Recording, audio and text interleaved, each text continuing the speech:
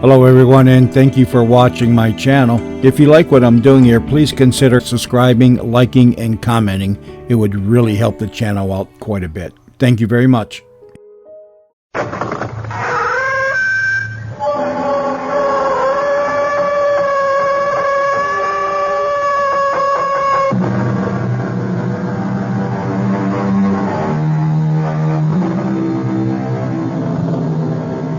Come in. Welcome. I'm E.G. Marshall. Social scientists have been arguing for years over the troublesome question as to which is the more important influence on a child, heredity or environment. Then the argument was further complicated by Sigmund Freud with the injection of the subconscious as the key factor in human behavior. I'm not here to offer any solution, but to tell you a tale of heredity and a wild love blighted by a strange and fearsome curse. You say you love me, Marla. With all my heart. Well, then tell me why you won't come away with me. Because in this life, I must walk alone. What was that?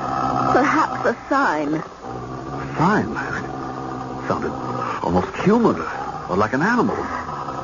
I must go. Not until you tell me. Let me go. I beg of you. Let me go before you hear worse.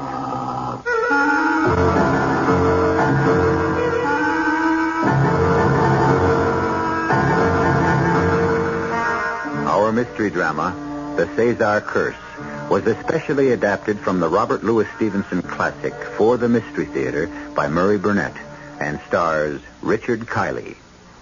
It is sponsored in part by Anheuser-Busch Incorporated, Brewers of Budweiser, and Sign-Off, the sinus medicines. I'll be back shortly with Act One.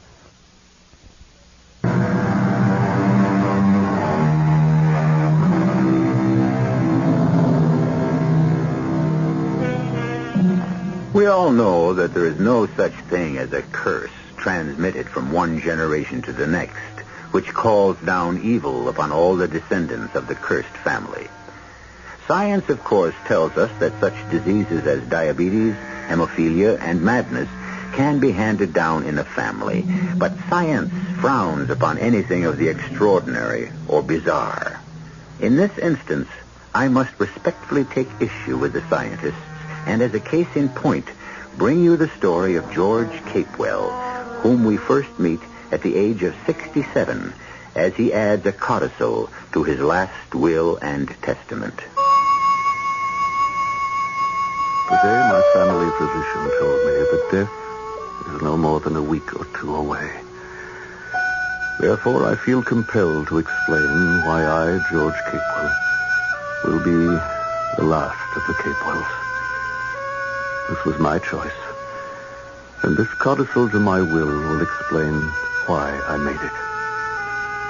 For the sake of clarity, I must go back some 40 years to one summer when I fell seriously ill and almost died while vacationing in Spain. Well, young man, you are looking almost alive again. And I don't mind saying it is a small miracle. Sponsored by you, Dr. Valdez. Well, let's give God a little credit, too. And now, to complete the cure, I insist that you have a few weeks of absolute rest and good fresh air. Well, if you're talking about one of those sanatoriums, forget it. The place I have in mind is as completely unlike a sanatorium as you can imagine. It is a residencia, the estate of a very old and proud family who have fallen upon hard times and are willing to take an American as a paying guest with one proviso. Which is? That you remain a stranger. You are not permitted the smallest intimacy. And so it came about that I found myself in an ancient, dilapidated horse-drawn carriage, driven by a young man whose appearance excited both attraction and repulsion. Lithe and well-built, with large, brilliant yellow eyes, good aquiline features, he was also so extremely hairy that one instinctively drew back from him. Do we have much farther to travel, Felipe? Over 2 bridges and past the top of the mountain, senor. on, move! There's no need to whip the horse. I'm in no hurry. Sometimes he grows lazy. Besides, there is the bad place. We come to it shortly. Bad place? On this road? Oh, yes, senor. The first bridge. You can begin to hear it. The bridge is under repair? No, senor. The bridge is safe. Well, then why is it a bad place? Because it makes me afraid. What is there to be afraid of? The noise, senor. The noise. There. It is better now. Such a noise won't hurt you, Felipe. It's just the sound of the water. So my sister tells me, senor, but still I am afraid. With that answer, I realized that there was a child's mind in that body. And from that time on, I regarded Felipe with indulgence and even a sort of liking as I listened to his innocent prattling until we drew up before a great, arched Moorish door secured by iron-studded gate. We arrived, senor. We are home. You can descend from the carriage now, please. Through this gate, senor. Please. This is the courtyard, senor. It is very beautiful by day. And now, senor, if you please, up these stairs. Carefully. Oh, thank you, Felipe. I don't suppose we could have more light. Alas, senor, we have no electric. Only the candles. We are here, senor. Your room. But how pleasant. How really pleasant. And a table laid for supper. That's very thoughtful. Yes, senor. It is a fine room. A very fine room. In daylight, what can I see from these windows? The courtyard, senor. And some of the countryside. It is very fine. And the fireplace, too. The fire is good. It melts out the pleasure from your bones. I suppose that's one way of putting it. Those animal skins on the wall, they come from... I do not know. They have been here always. But look at the bed. See the fine sheets. How soft and smooth. Oh, you're careful with that candle. You'll set the place on fire. Here, let me have it. So smooth. So smooth. It looks like a fine wine you have here on the table. It's from a nearby vineyard. Will you join me in a glass? No, not that. That is for you. I hate it. Very well. But then, Felipe, I would like to make this first glass of wine in this residencia a toast to your hospitality and to your mother, the senora. Gracias, senor. Which reminds me, when shall I have the pleasure of conveying my respects and thanks to your mother? Never. No, never. Good night, senor.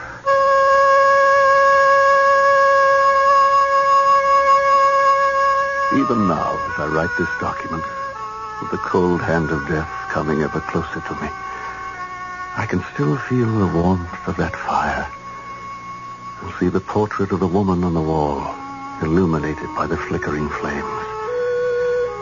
For 10 days I gained in strength, saw no one but Felipe, and for 10 nights fell asleep with the face of that portrait looking down on me. The face of a magnificently beautiful woman, yet marred by a cruel, sullen, and sensual expression. I was struck by the strong resemblance to Felipe, and one morning as he served me my breakfast... That portrait on the wall... An ancestor, senor. More coffee? No, thank you. Who is that crossing the courtyard? The padre. He comes to hear your sister's confession? Yes. He's been doing that for some time, for many years? Many years. Well, then he would know who the woman in the portrait is. I could ask him. You are not to ask questions. You are not. I have been told. But who told you? Your mother, the senora? You will be punished. You will see. You will be punished. And it will not be because of me or anything I have done. It will not be my fault.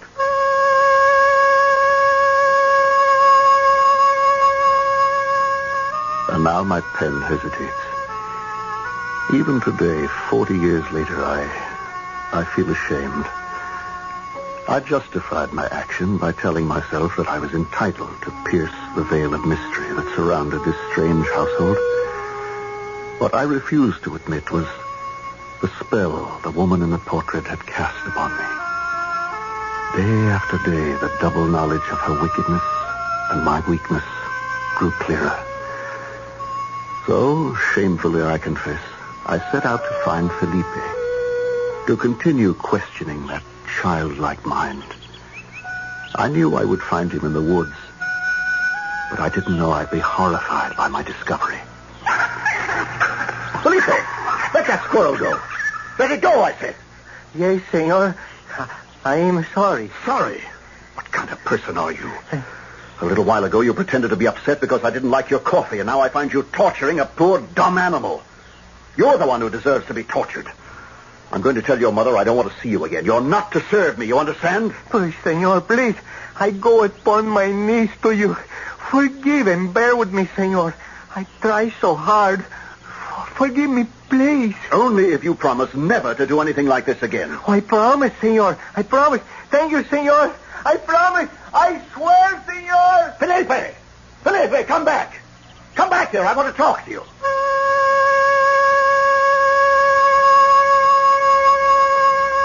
But no amount of calling brought him back. I returned to the house, and as I walked slowly across the courtyard, I first saw my hostess.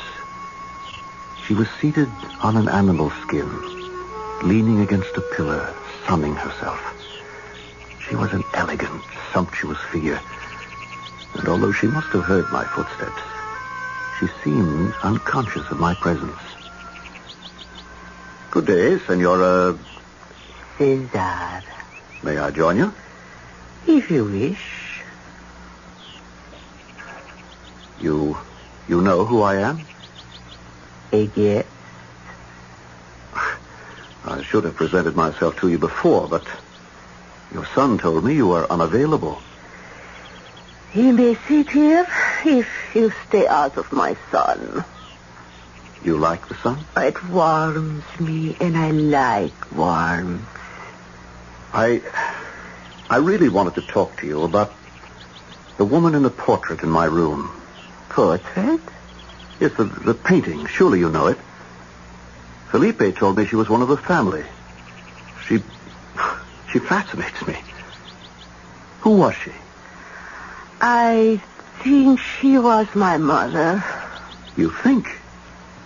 Well, don't you know who... I beg your pardon. You look so much like the woman in the portrait.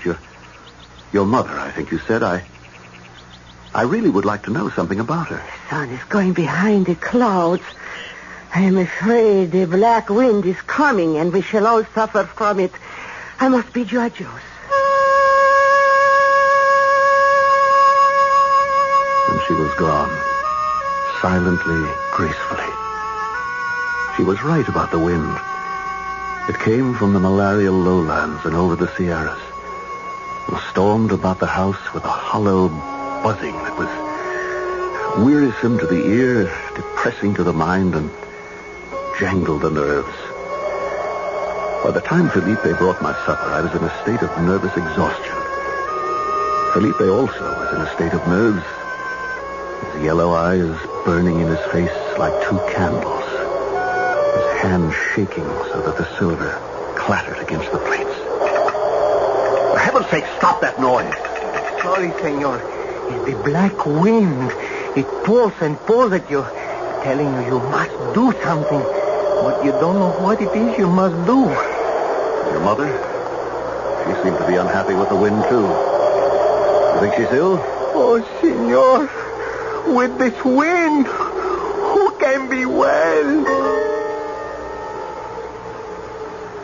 And now I must write of that black wind and blacker night. I went to bed early. I couldn't sleep. Suddenly, a sound filled the house. I thought of Felipe and the squirrel. I ran to the door only to find that it was locked from the outside. It resisted all my efforts to open it. I sank to the floor, my hands pressed over my ears, trying to blot out those inhuman ravings. It was useless. The last thing I heard before losing consciousness was those ravings from hell.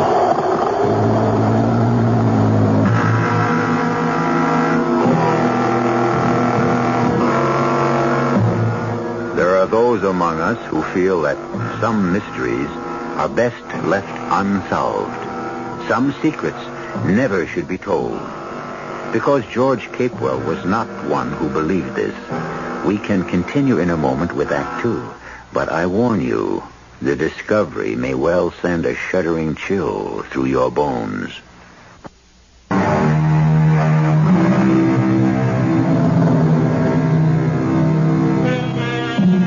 Everyone within the range of my voice has experienced some evidence of love's blindness.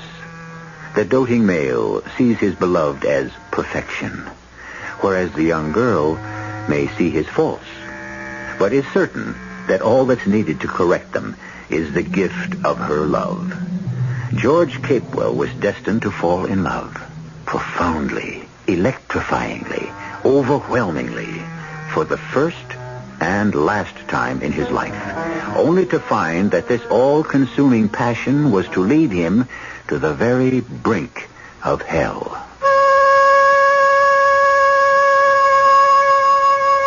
I must continue with this writing, so you will know why I leave this earth with no child to carry on the name of Capewell. Even though the writing brings back all the anguish and terror of those days more than 40 years ago. When I awoke on the floor the morning after the terrible night of the Black Wind, the sun was shining, and the cheerful Felipe appeared with my breakfast. Good morning, senor. Is it not a beautiful day? Yes, beautiful. And quiet. Well, there'll be enough coffee for the moment. Yes, senor. What were those dreadful cries I heard last night? The wind, senor? Now, you know that's not true. And I mean to have the truth. Was it some animal you were torturing? No, senor. I swear it was not. I promised you, senor. And Felipe keeps his promise. Give me your hand, Felipe. Yes, senor. This is the hand that tortured that poor squirrel. But, senor, I swore to you... No use to struggle, Felipe. I'm stronger than you are. And unless I'm mistaken, this is the hand that locked my door last night. Senor, please, let go of my hand. I'm a stranger, Felipe, but I'm also a guest. And I will not be locked in my room like a criminal. Now, you understand? Yes, senor. Yes.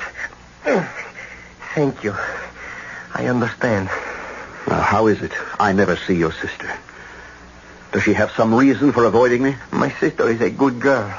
It is she that keeps me up, senor. Without her, I would be lost, senor. Then no doubt she's reproved you for your sin of cruelty. 12 times. And when I told her what you had done in the woods, she was pleased. Yes, she was happy.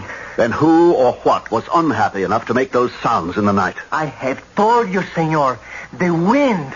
The black wind. Now, you know I'm stronger than you are, Felipe. Please, senor, let me go. And I will get the truth if I have to shake it or beat it out of you. Please, senor. Yes, who is it?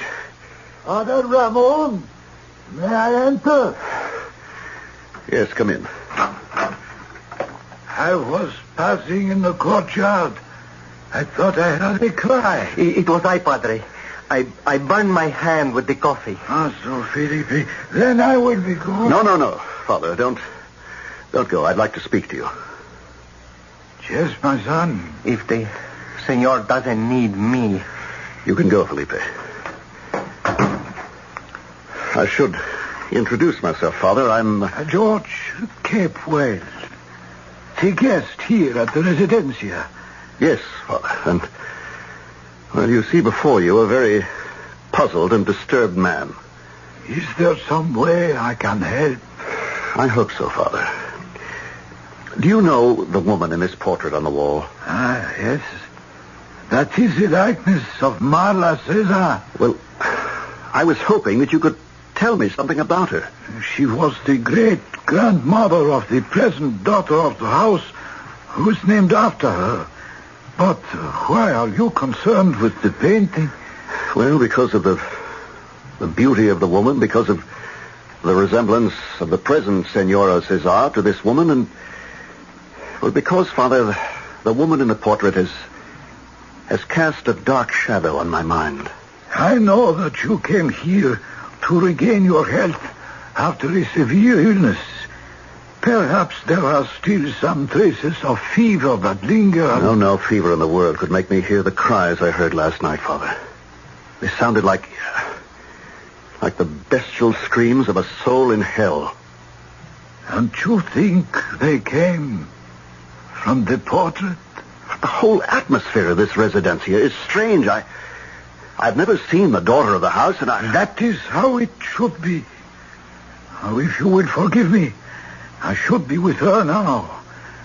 I don't like to keep her waiting. You're telling me to close my eyes and ears to everything that goes on and not interfere? I am only reminding you that you are a guest, and you should remain a guest.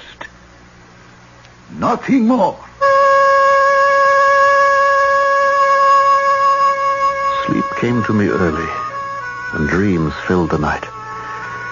I tossed and turned as the dreams became more and more vivid. And then I remember waking to see that somehow the beautiful face had left its frame and was bending over me. Only the face was younger than in the portrait and softer, with great eyes that looked deep into mine. I tossed off the bedclothes and struck a match to light a candle. Where are you? Come back, please. I know you were here. Come back. I won't harm you. But there was only silence and the cruel eyes of the portrait looking down at me. I sat up the rest of the night, and it was the next day when I came face to face with Marla Cezar, as she stood in her doorway after saying farewell to Father Ramon. Once again, I looked into those marvelous eyes. And then she turned quickly and closed the door. I rapped sharply. Senorita, please open the door. Senor, it is useless. What is useless? That we should talk. But we must. We cannot. Cannot? What will stop us? I will. I know that what you're thinking is impossible. Then you know what I'm thinking. Of course. And you'll turn your back on me? And my love? I have no choice. Nonsense. Everyone has a choice. Except me. Why do you say that? I know. Believe me. I know. All right, tell me why. Please, senor. It is not permitted to love me. Who will not permit it? I will not. Well, then again, I ask you why. If you really loved me, you would not ask me. If you really loved me, you'd tell me. I did not say I loved you. But your eyes speak for themselves.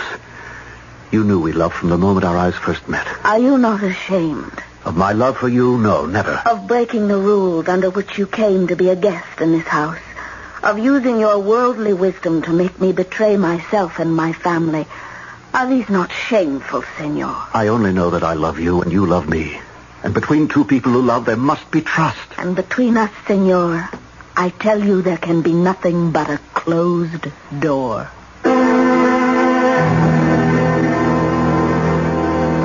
As I look at the pages I've already written, I feel now as I felt then, the urge to stop, to seek no more answers. In my heart, I knew that the beautiful creature I loved had a strange mother and a pitiful brother. My heart told me that she was a child of an afflicted house. But all that mattered was that I should make her mine. For 2 days I walked in the woods with her image ever before my eyes. But she didn't appear. Then, on the 3rd day, Marla, my beloved, you came to me. Yes, I came to you and I shouldn't. And I hate myself for it. I hate myself for my weakness. Love isn't a weakness. For me, it is. And it gives me strength. Strength to ask you to marry me and to come away with me as my wife. You don't know what you're saying. I'm saying marry me and come away from this place. Come to my country and my house and let me show you how much I love you and how much I can give to you. I can't. Marla, We were drawn together by the miracle of love. It would be a sin to ignore this miracle. This is madness. Goodbye. Marla, come back. I won't let you go. You must. Never. Please, don't touch me. Don't be afraid. Once my arms are around you and our lips have met, you'll see that I'm right. You'll know that we belong together. Oh, no. No.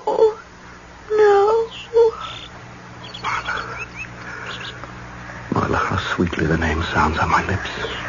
You do love me. Admit it, darling. You will go away. Today. You will leave the residencia. And you must never return.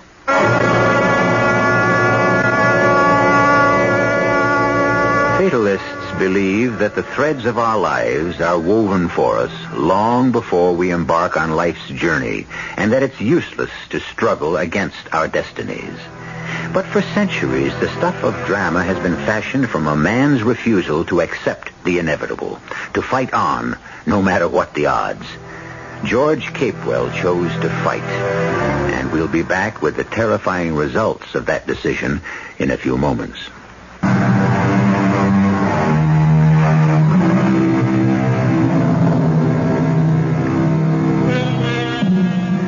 To find love, only to lose it, is an age-old story.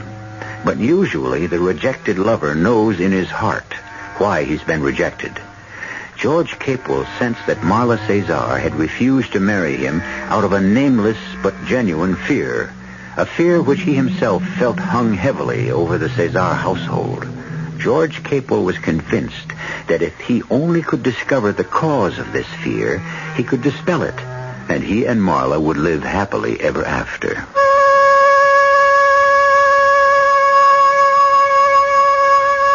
As my life and this last will and testament draw near to a close, it becomes ever more difficult for me to find words adequate to describe the anguish and terror I felt more than 40 years ago in the remote and fear-ridden Cezar residencia. I remember crossing the courtyard on my way to my room, trying to dam the raging torrent of my thoughts and seeing the sensuous figure of Senora Cezar dozing contentedly in a favorite spot in the sun. Senora. Senora, I'm sorry to disturb you, but I must talk with you. Must? Why? Your daughter has asked me to leave your house. Why'd you come to me? I want to know if you want me to go also. You have done nothing to annoy me. What did you do to annoy her? I fell in love with her and asked her to marry me. Malice, a very pretty girl. Very pretty. I know she loves me, and yet she asked me to leave. She has some reason for wanting me to go away, and, well, it occurred to me that maybe the reason concerns you. I took care of Marla when she needed me. Now she's a grown woman. She can do as she pleases. What was it that made those hellish sounds the other night? Sounds? What sounds? Well, surely you must remember it. It was the night of the black wind, and the cries and the screams of pain came from the throat of some animal or some human that was undergoing torment. They shook the house. I heard nothing, but then I sleep very soundly.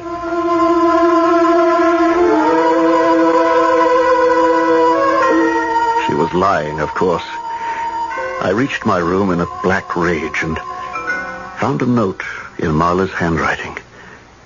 I took it to the window to read. The words are seared into my brain. It read, "If you have any feeling for me, any love for Marla, go from here today. I beg of you, go." Almost insane with rage, I slammed my fist through the window. The pain and the blood flowing from my arm brought me partially to my senses. I tried to stem the flow of blood, but the cut was too deep. Through the shattered window, I saw the Senora. I ran down the stairs to the courtyard and approached her, holding out my arm. Senora, as you can see, I've cut myself rather badly. Could you help me stop the bleeding? Senora, what are you doing? Senora! For God's sake, stop it! Get his teeth out of his arm! Get his hair! Pull for the love of God!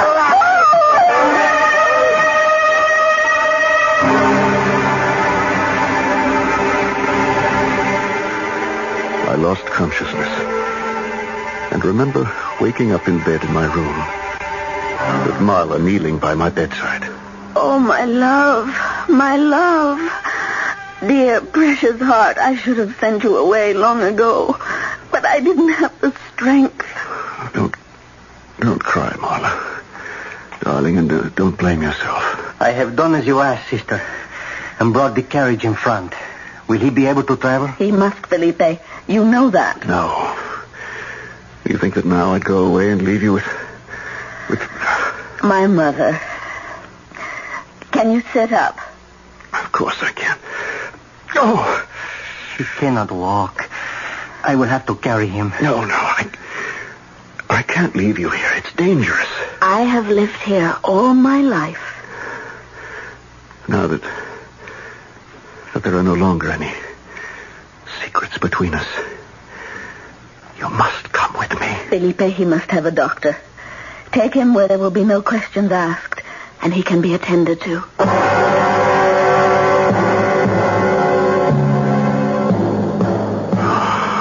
Where am I? What place is this? Marla? Where's Marla? Good sir. Easy, my son. Father Ramon, what are you doing here? Praying for you, my son. Yes, but what is this place? How long have I been here? July in the house of the Tegendama family. In the old days, they belonged to the Cezar estate. They still feel loyalty to the Cezar family. You have been here 3 days. Yes, but who brought me here? Felipe bore you, aided by one of the Tegendama sons. And my wounds? Marla cared for them? Only at first. Your cuts were too serious, so we sent for your doctor. Cuts? You put your hands through a glass window, did you not? Sir, you know that I'm not asking this question out of idle curiosity. What of the Cezar family? What are they? An unfortunate example of a declining race.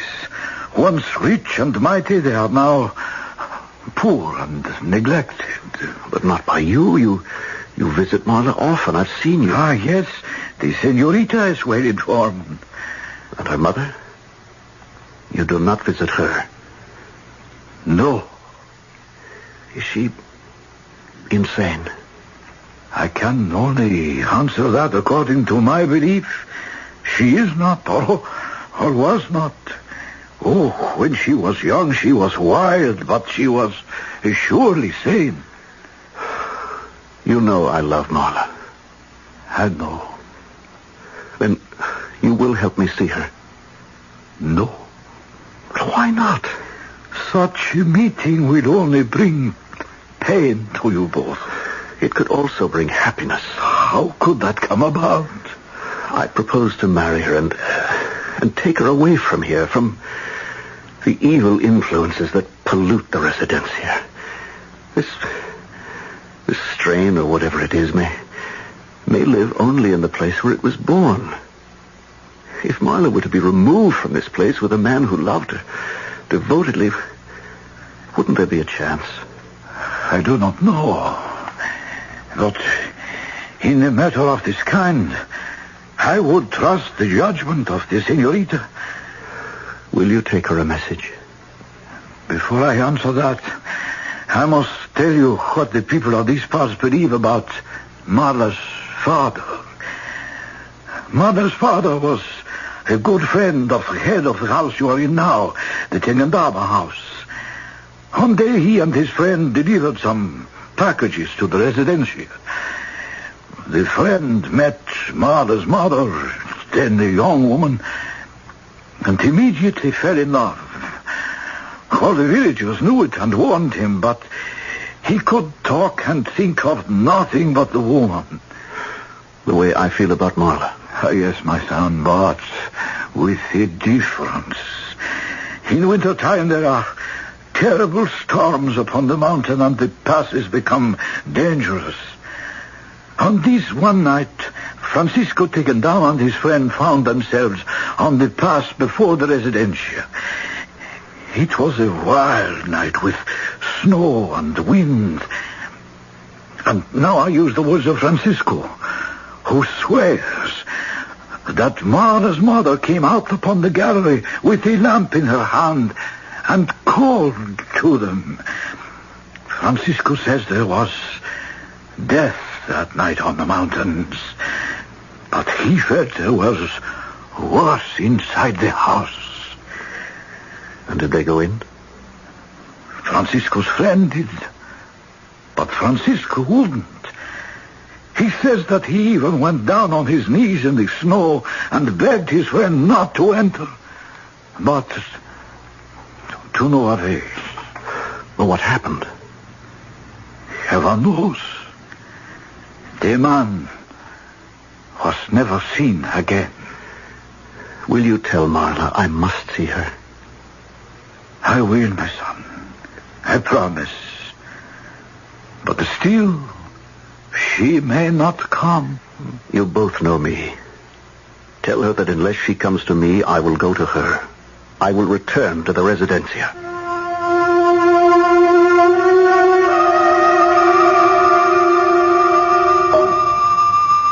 It was wrong of you to send me that message with Father Ramon.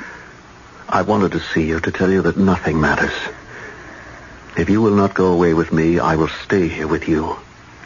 I ask nothing. I love you. Dearest, I know you love me, but listen. I wish with all my heart that I did not have to tell you these things. I prayed, oh, how I prayed that you would leave without seeing me or asking for me. But my prayers were not answered. I must teach you to see me for what I am, for what I may become. Not you, Marla. I know your beauty not from your face, but from your soul. Give me your hand. There. I place it against my heart. You feel the very beat of life. It only moves for you. It is yours. But then why are you... But it is mine. Think how affected you were by the portrait that hung in your bedroom. You remember that painting? Yes, every line, every feature. The woman who sat for it died years ago, and she did evil in her lifetime. Now recall the painting and look closely at me.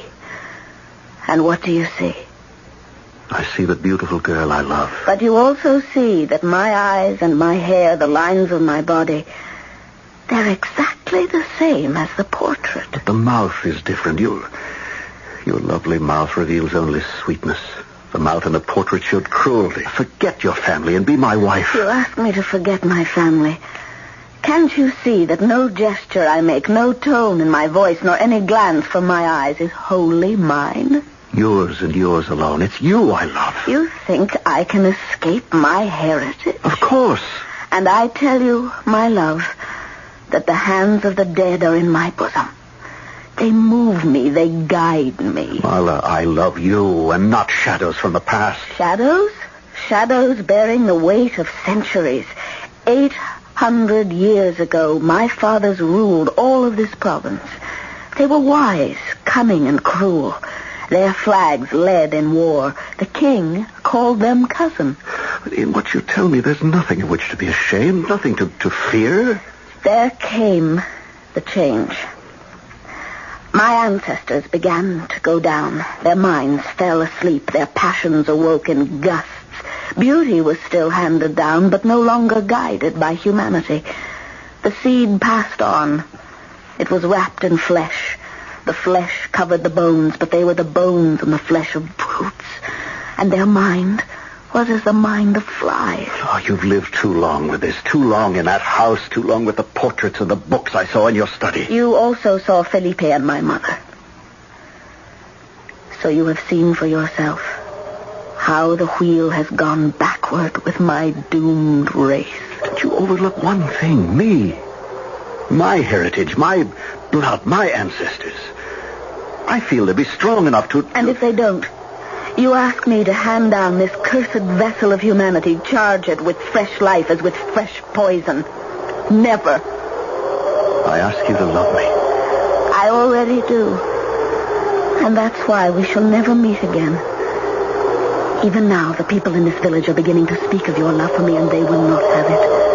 Every day that you linger here increases your peril. I'm not afraid. I have given my vow. My vow that my race shall walk the earth no more. I shall be the last. I must go. Wait, Marla, please. You heard, and you know. I must go swiftly. Remember me as the woman who sent you away and yet would have longed to keep you forever. The girl who had no dearer hope than to forget you. And no greater fear than to be forgotten. Marla. Marla. Come back.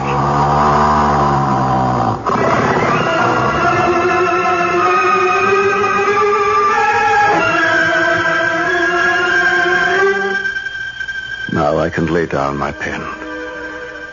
My tale is told, and it answers the question I evaded for so long. Why I never married. Whether what I've written here is believed or disbelieved is of no importance. What is important is that I proved one fear of my beloved Marla to be groundless. Her fear that she would be forgotten.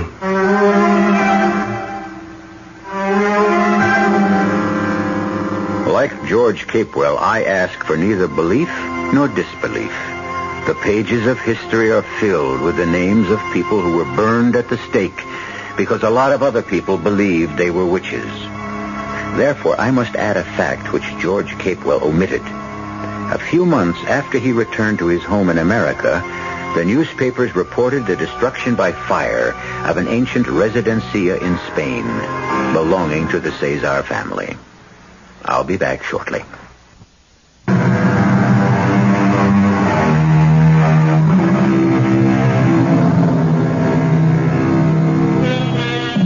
It is widely believed that love conquers all. What puzzles me is why this belief is so universal when our literature abounds in stories proving the exact opposite. My fancy is that we want to believe in the conquering power of love and goodness to balance our beliefs in the bad dreams of demons and destruction that at times haunt us all. Our cast included Richard Kiley, Roberta Maxwell, Ann Petoniak, Bob Caliban, and Ian Martin. The entire production was under the direction of Hyman Brown. And now, a preview of our next tale. Jones. Is that his real name? That's what he told me. I think you said Jones. Don't you know? Oh, it's none of my business. He says his name is Jones. As far as I'm concerned, his name is Jones. Well, tell you, Jones, to stop staring at me. No, I don't think he's staring at you, Mr. Maitland. Look, what if he is? It don't mean nothing. That's what you think. He's getting up. Occasional beer is all he drinks. He's coming over here. Now, Mr. Maitland, come on. He thinks he's going to start anything. He wouldn't do that. Well, how do you know? You don't even know him. Excuse me.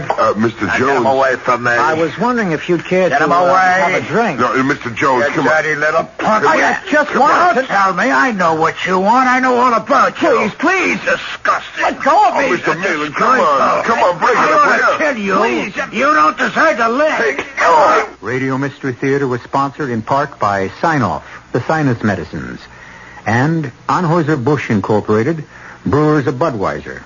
This is E.G. Marshall inviting you to return to our Mystery Theater for another adventure in the macabre. Until next time, pleasant dreams.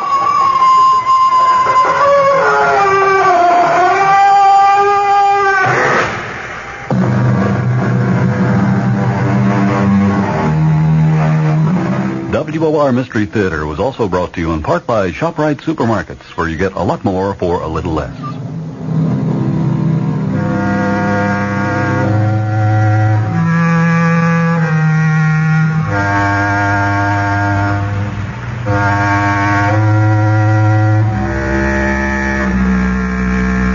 The preceding program was furnished by CBS Radio.